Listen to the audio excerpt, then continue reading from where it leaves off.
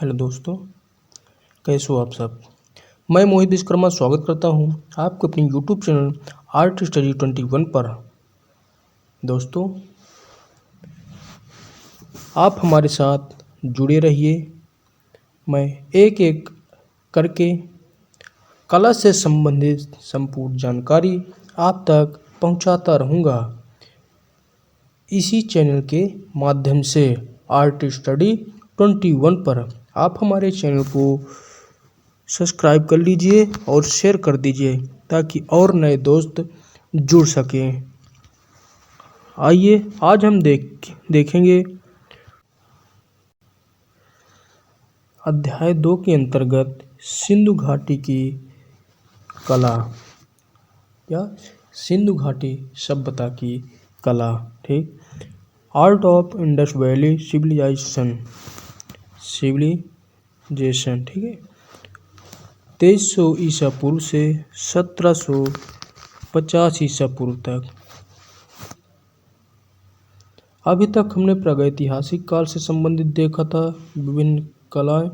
आज हम देखते हैं सिंधु घाटी से संबंधित। दोस्तों, ये नर्तकियां हैं जो मोहनजोदड़ो से मिली थी। कांस्य प्रतिमा की बनी हुई है और राष्ट्रीय संग्रहालय नई दिल्ली में सुरक्षित है।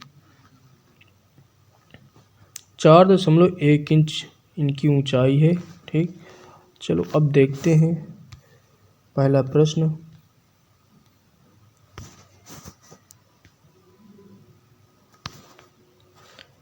पहला प्रश्न है, हड़प्पा सभ्यता किसे कहते हैं। हड़प्पा सभ्यता किसे कहते हैं। तो सिंधु घाटी सभ्यता को हम क्या कहते हैं, हड़प्पा सभ्यता। हड़प्पा का संबंध किससे है। हड़प्पा का संबंध इंडस वैली से है। ठीक,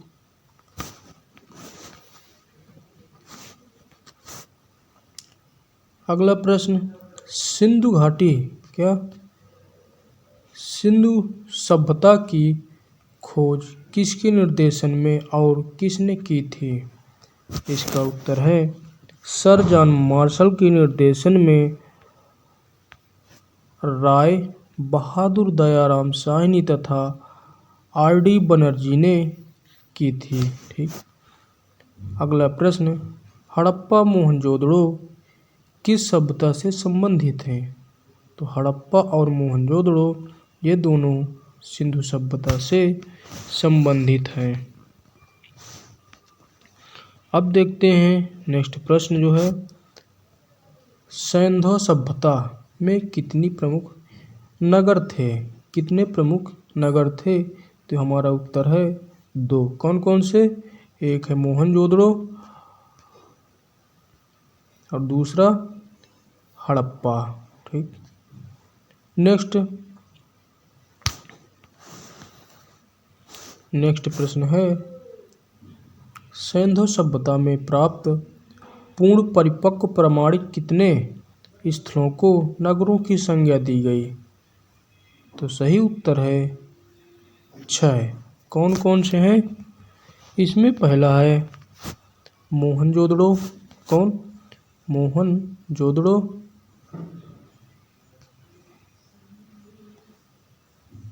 दूसरा है हड़प्पा। तीसरा है लोथल। चौथा है चंदहुदड़ो। पांचवा है कालीबंगा तथा छठवां है बनावली। इन सभी नगरों को सिंधु सभ्यता में प्रमाणित स्थलों की संज्ञा दी गई थी।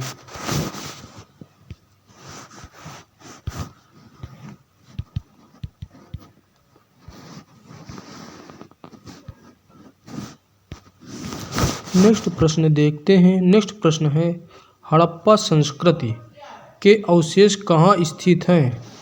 तो इसका जो उत्तर है वो है पाकिस्तान में। कहाँ, पाकिस्तान में स्थित है। ठीक, अब देखते हैं कि नगरीय सभ्यता का प्रथम उदाहरण कहाँ से मिलता है? तो इसका सही उत्तर है मोहनजोदड़ो से।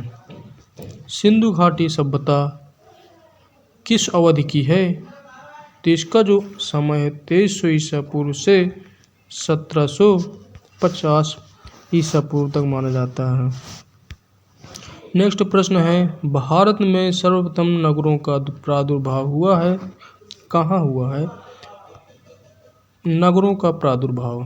तो वो हुआ है सिंधु सभ्यता में। सिंधु सभ्यता के समस्त नगर आधारित थे। तो समस्त नगर जो आधारित थे वो है ग्रिड पद्धति में। अब देखिए कि हड़प्पा सभ्यता के नगर कितने भागों में विभाजित थे? तो इसका उत्तर है 2 भागों में। कौन कौन से? पहला है दुर्ग, दूसरा है पूर्वी का टीला। ठीक। नेक्स्ट प्रश्न, हड़प्पा से प्राप्त नटराज की मूर्ति या मेल टोरसो 2700 से 200 ईसा पूर्व, इसकी ऊंचाई जो है कितनी है? इसकी ऊंचाई 9.2 सेंटीमीटर। ठीक। 3.6/8 इंच अथवा 3.7/8 इंच।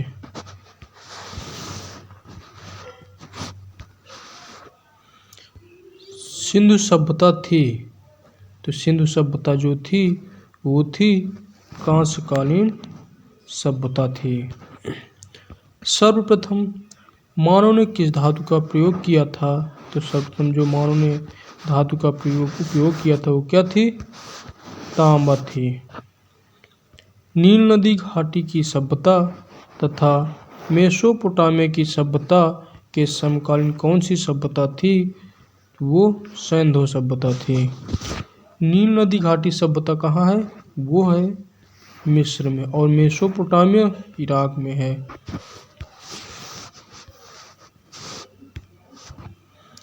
किस पुरा स्थल से पाषाण संस्कृति से लेकर हड़प्पा सभ्यता तक के सांस्कृतिक अवशेष प्राप्त हुए हैं? तो वो हुए हैं मेहरगढ़ से। भारतीय उपमहाद्वीप में कृषि के प्राचीनतम साक्ष्य प्राप्त हुए हैं कहाँ से? मेहरगढ़ से, जो कि पाकिस्तान में स्थित है। अब देखते हैं नेक्स्ट प्रश्न जो है, वस्त्रों के लिए कपास की खेती का आरंभ सबसे पहले कहाँ किया गया? तो सबसे पहले सिंधु सभ्यता में किया गया। ठीक, जो उत्तर महाद्वीप उपमहाद्वीप है।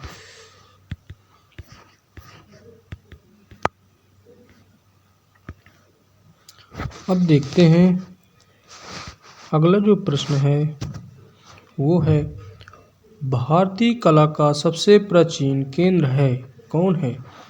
तो इसका उत्तर है सिंधु घाटी की सभ्यता। क्या? सिंधु घाटी की सभ्यता भारतीय कला का प्राचीन केंद्र है। सिंधुकालीन मुहरे आकार में कैसी हैं? तो वो चौकोर है। ठीक, गड्ढेदार। हड़प्पा कालीन मुहरे जो हैं किस आकार की थी? तो वो 2.8 गुणे 2.8 सेंटीमीटर के आकार की थी। अब हड़प्पा सभ्यता में किसकी उपासना सर्वाधिक प्रचलित है? किसकी है? मात्र देवी की उपासना सर्वाधिक प्रचलित है। हड़प्पा निवासी पूजा करते थे किसकी? पशुपति शिव की पूजा करते थे। सिंधुवासी किस वृक्ष की पूजा करते थे? तो सिंधुवासी पीपल अथवा बरगद की पूजा करते थे। हड़प्पा कालीन स्थलों में अभी तक किस धातु की प्राप्ति नहीं हुई है? हड़प्पा कालीन स्थलों में अभी तक किस धातु की प्राप्ति नहीं हुई है? इसका सही उत्तर है लोहा। सिंधु सभ्यता प्रसिद्ध है वास्तुकला के लिए, मूर्तिकला के लिए, चित्रकला के लिए, अर्थात सभी के लिए। सिंधु सभ्यता प्रमुख रूप से प्रसिद्ध है, तो वो वास्तुकला के लिए प्रमुख रूप से प्रसिद्ध है। एक, कांसे की बैलगाड़ी अथवा इक्का कहाँ से प्राप्त हुआ है? दाइमाबाद यानी कि महाराष्ट्र से प्राप्त हुआ है, जो कि राष्ट्रीय संग्रहालय नई दिल्ली में संरक्षित है। ठीक।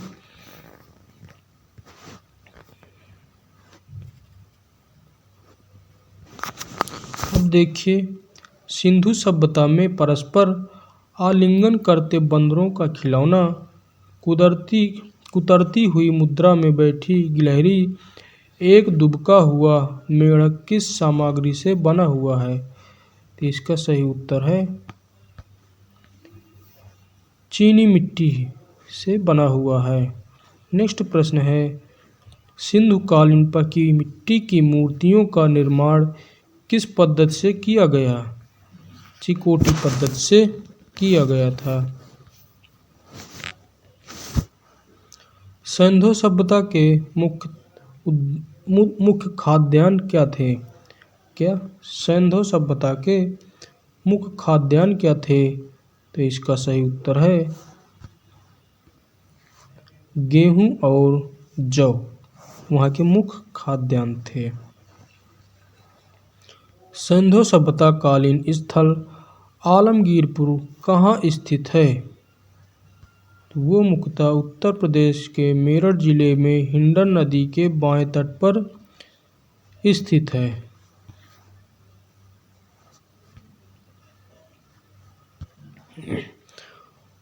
वर्तमान में भारत में खोजे गए हड़प्पा कालीन सबसे विशालतम नगर है राखीगढ़, जो कि हरियाणा में है।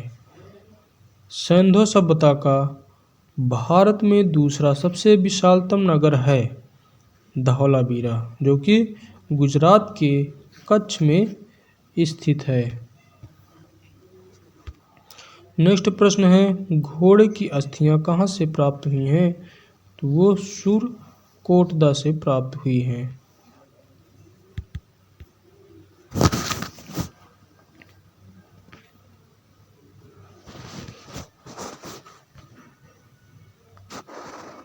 दोस्तों,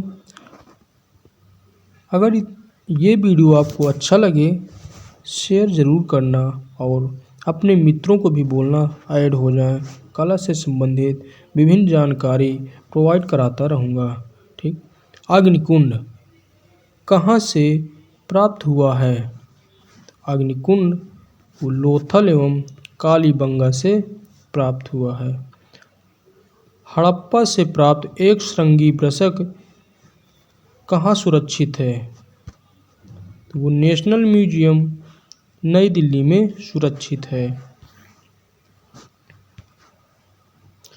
मूर्ति पूजा का आरंभ माना जाता है किस काल से? हड़प्पा काल से ही माना जाता है। सिंधु काल में मधुच्छिट विधि का प्रयोग किस विधा में किया गया? किस विधा में किया गया था मधुच्छिट विधि का? तो धातु की मूर्ति बनाने में। ठीक। हड़प्पा लिपि थी, कैसी थी हड़प्पा लिपि? तो वो एक चित्रात्मक थी। ठीक। पिक्टोग्राफ कैसी थी? चित्रात्मक। हड़प्पा लिपि में कुल कितने अक्षरों का प्रयोग किया गया? तो हड़प्पा लिपि में कुल 400 अक्षरों का प्रयोग किया गया। सिंधु सभ्यता में अभिलेख युक्त मुहरें सर्वाधिक मिलती हैं कहाँ से? तो वो मिलती हैं हड़प्पा। सिंधु सभ्यता में अभिलेख युक्त मुहरें जो मिलती हैं वो हड़प्पा से ही मिलती हैं। सिंधु सभ्यता से प्राप्त मोहरों पर आकृतियां किस प्रकार निर्मित हैं? वो उभरू हुई आकृतियां निर्मित हैं। टेराकोटा फिगरिन टेराकोटा फिगरिन किसे कहते हैं? तो मृण्ड मूर्तियों को कहते हैं।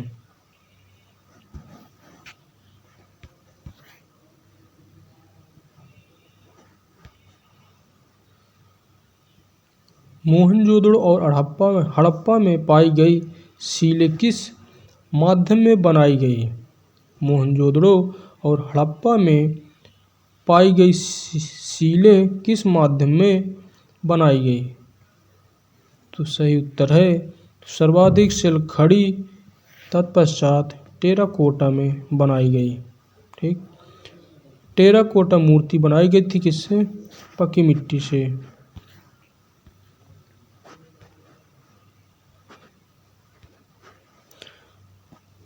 तांबे से बने 424 यंत्रों के उदाहरण प्राप्त होते हैं। तो तांबे के बने 424 यंत्रों के उदाहरण मध्य प्रदेश के गुनजेरिया से प्राप्त होते हैं। सिंधु सभ्यता के लोग परिचित नहीं थे किससे? तलवार से परिचित नहीं थे। हड़प्पा सभ्यता की सर्वोत्तम जो कलाकृतियां हैं वो किससे हैं? मोहरों में हैं।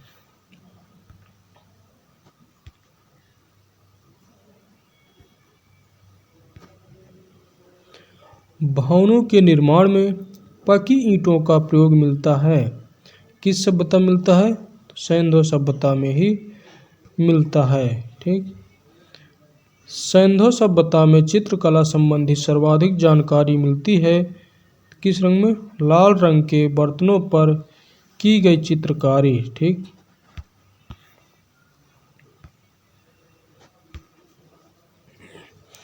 सिंधु सभ्यता से प्राप्त पात्रों पर चित्रकारी किस रंग से की गई? किस रंग से? काले रंग से की गई थी।